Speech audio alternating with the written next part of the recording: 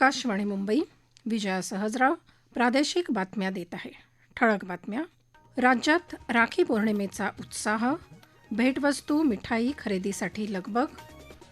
अवकाळी आणि गारपीटग्रस्त 17,000हून अधिक शेतकऱ्यांना राज्य सरकारकडून आर्थिक मदत जाहीर. नेपाळमधल्या महापुरातल्या मृतांची संख्या 469 वर. राज्यातले सुमारे 150 भाविक भारताकडे रवाना.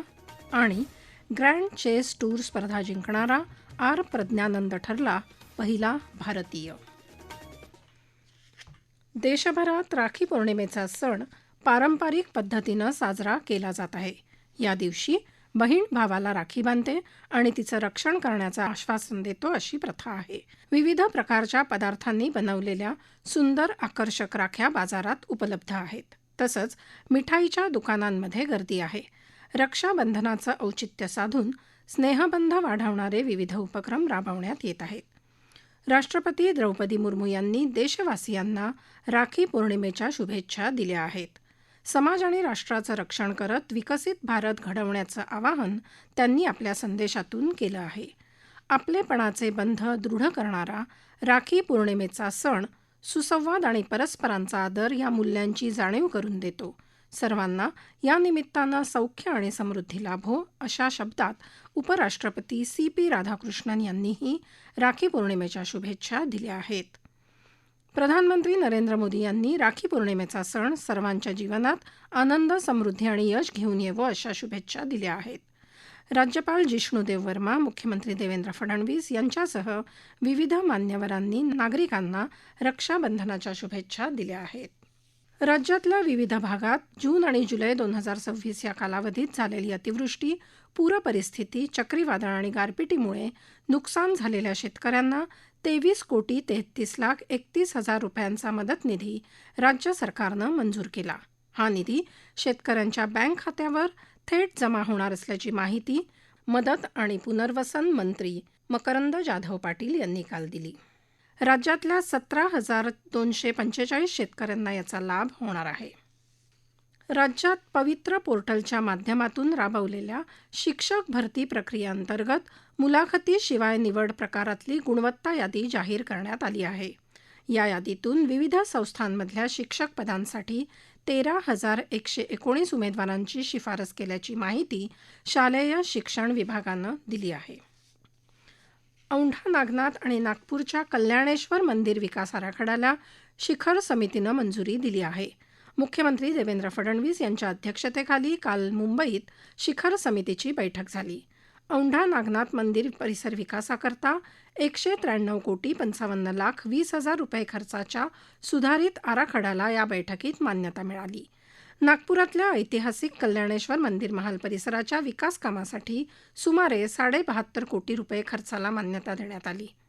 औंढा नागनाथ हे 12 ज्योतिर्लिंगांपैकी एक क्षेत्र असून मंदिरावरच्या पुरातन शिल्पकलेचं जतन करत नैसर्गिक रंगाचा वापर संवर्धन कार्यात करण्याची सूचना फडणवीस यांनी यावेळी केली.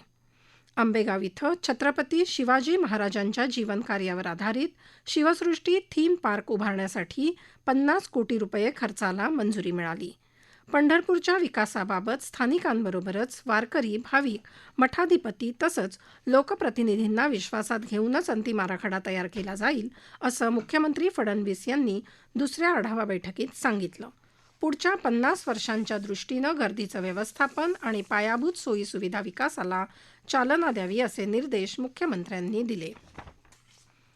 मुंबई गोवा महामार्गावरचे खड्डे तसंच अन्य अडचणी तातडीनं दूर करण्याचे निर्देश रायगड जिल्ह्याचे पालकमंत्री भरत गोगावले यांनी संबंधित यंत्रणांना दिले आहेत. या महामार्गाच्या पाहणी दौऱ्याला त्यांनी पनवेल पळसपेहून सुरुवात केली त्यावेळी ते बोलत होते. महामार्गाच्या कामाबाबत केवळ कार्यालयीन अहवालावर अवलंबून न राहता प्रत्यक्ष त्या ठिकाणी जाऊन पाहणी करा आणि मग उपाययोजना अंमलात आणा असं आवाहनही त्यांनी केलं. राज्यातल्या जिल्हा परिषदा आणि पंचायत समित्यांमध्ये आता विविध क्षेत्रांमधल्या अनुभवी आणि तज्ज्ञ व्यक्तींना नामनिर्देशित सदस्य म्हणून प्रतिनिधित्व मिळणार आहे. त्यासाठी राज्य शासनानं पंचायत समित्या आणि जिल्हा परिषदांमध्ये नामनिर्देशित सदस्यांची पात्रता आणि नियुक्ती याबाबतचे नियम निश्चित केले आहेत. नामनिर्देशनासाठी संबंधित क्षेत्राचा रहिवासी असणं तसंच पंचायत समिती किंवा जिल्हा परिषद प्रशासनासंबंधी विशेष ज्ञान अथवा कार्यानुभव असणं आवश्यक राहील. या प्रादेशिक बातम्या आकाशवाणीच्या मुंबई केंद्रावरून देत आहोत. आकाशवाणी मुंबईच्या AIR न्यूज मुंबई या इंस्टाग्राम पेजवर तुम्हाला दिवसभर महत्त्वाच्या बातम्या वाचता येतील. प्रादेशिक बातमीपत्रात आपलं पुन्हा एकदा स्वागत. मध्य नेपाळमध्ये हिमस्खलन आणि पुरामुळे मृत्यू पावलेल्यांची संख्या आज तिसऱ्या दिवशी 469 झाली. शोधमोहीम आणि मदत कार्य सुरू असल्यामुळे 8 जिल्ह्यांमध्ये आणखी मृतदेह सापडले अशी माहिती नेपाळ पोलिसांनी दिली. आत्तापर्यंत पुरात अडकलेल्या आणि जखमी झालेल्या 1545 लोकांना सुरक्षित स्थळी हलवण्यात आलं असून त्यातल्या 84 जणांवर काठमांडूच्या विविध रुग्णालयांमध्ये उपचार सुरू आहेत. नेपाळ लष्कराच्या 2391 जवानांसह 7451 सुरक्षा जवान मदत कार्यासाठी तैनात करण्यात आले आहेत. दरम्यान तिबेटमध्ये धरण फुटल्याचा इशारा नेपाळ प्रशासनानं दिला आहे. त्यामुळं नेपाळमध्ये पुन्हा मोठ्या प्रमाणात पूर येईल अशी भीती व्यक्त होत आहे. तिबेटमध्ये सागा इथं अडकलेले राज्यातले 37 भाविक आज सकाळी 6 वाजता नॅलम चेकपोस्ट मार्गे काठमांडूकडे सुखरूप रवाना झाले आहेत. हे भाविक ठाणे, पुणे, अलिबाग, रायगड आणि डोंबिवली परिसरातून कैलास मानसरोवर यात्रेसाठी गेले होते. याबाबत माहिती मिळताच मुख्यमंत्री देवेंद्र फडणवीस यांनी परराष्ट्र व्यवहार मंत्रालयाशी संपर्क साधून आवश्यक सहकार्य मिळवले. नागपूर जिल्ह्यातल्या श्री स्वामी महाराज यांच्या समूहासोबत नेपाळमध्ये गेलेले 110 नागरिकही भारताच्या दिशेने निघाल्याची माहिती प्रशासनानं दिली आहे. महाराष्ट्र लोकसेवा आयोगाच्या औषध निरीक्षक पदाच्या पेपरफुटी प्रकरणी मुख्य आरोपी आणि कौटिल्य अकॅडमीचे संचालक प्रवीण पाटील याला आज सकाळी मुंबई पोलिसांच्या गुन्हे शाखेच्या पथकानं नंदुरबारात आणलं. त्यानंतर त्याच्या अकादमीत त्याची सुमारे तासभर चौकशी झाली. पाटीलची ई-साक्ष तसंच ओळख परेड झाली. तपासाच्या पुढच्या टप्प्यात घरी तसंच मूळ गावी जाऊन झडती घेतली जाईल असं सूत्रांनी सांगितलं. सक्तवसुली संचालनालयाने 30,000 कोटी रुपयांच्या आर्थिक फसवणुकीप्रकरणी आणखी तिघांना अटक केली आहे. त्यांना पणजीच्या विशेष न्यायालयात हजर करण्यात आलं आणि न्यायालयानं त्यांना 1 सप्टेंबरपर्यंत ईडी कोठडी दिली. ग्रँड चेस टूर स्पर्धा जिंकणारा ग्रँडमास्टर आर प्रज्ञानंद हा पहिला भारतीय खेळाडू ठरला आहे. अमेरिकेतल्या सेंट लुईसमध्ये झालेल्या स्पर्धेत त्यानं अमेरिकेच्या फाबियानो कॅरुआना याला पराभूत करून हा किताब मिळवला.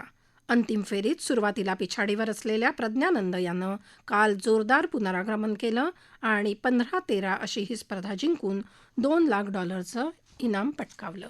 बीड जिल्ह्यात माजलगाव तालुक्यात पोलिसांनी मौजे निघरूड गावातल्या जुगार अड्ड्यावर छापा मारून 9 जणांविरुद्ध गुन्हा दाखल केला. रोख रकमेसह 2 चारचाकी वाहनं आणि 8 मोबाईल असा एकूण $14,40,000 रुपयांचा मुद्देमाल पोलिसांनी जप्त केला.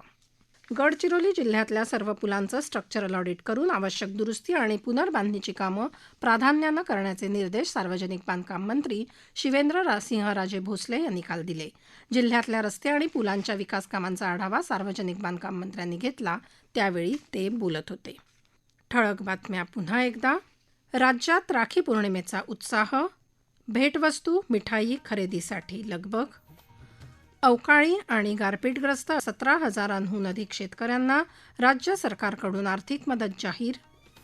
नेपाळमधल्या महापुरातल्या मृतांची संख्या 469 वर. राज्यातले सुमारे 150 भाविक भारताकडे रवाना. आणि ग्रँड चेस टूर स्पर्धा जिंकणारा आर प्रज्ञानंद ठरला पहिला भारतीय.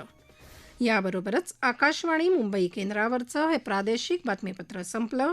पुन्हा भेटूया संध्याकाळी 5 वाजता आकाशवाणी मुंबईच्या पुढच्या बातमीपत्रात. नमस्कार.